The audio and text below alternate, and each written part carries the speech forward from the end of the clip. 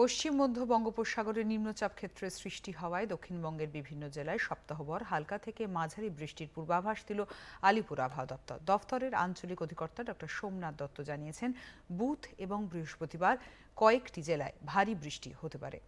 কালকে যে আপনার চক্রবাত ঘূর্ণাবর্তটা ছিল আপনার সেন্ট্রাল বে অফ বেঙ্গলে, তার প্রভাবে একটা নিম্নচাপ এরিয়া আজকে কিন্তু হয়ে গেছে। ঠিক আছে, নিম্নচাপ হয়ে গেছে।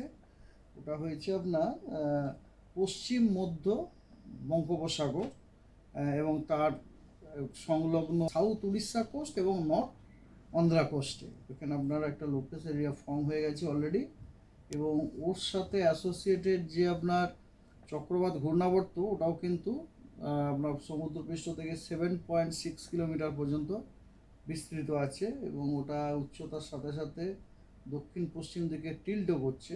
তো এই সিস্টেমের প্রভাবে দক্ষিণবঙ্গে আপনার 24, 25, 26 এই 3 দিন দক্ষিণবঙ্গের সব জেলাগুলোতেই হালকা এবং মাঝারি বৃষ্টিপাত অধিকাংশ স্থানে হওয়ার সম্ভাবনা আছে, এবং 29, 30 এই দুদিনে দক্ষিণবঙ্গের জেলাগুলোতে কিছু জায়গায় আপনার হালকা ও মাঝারি বৃষ্টিপাত হওয়ার সম্ভাবনা আছে।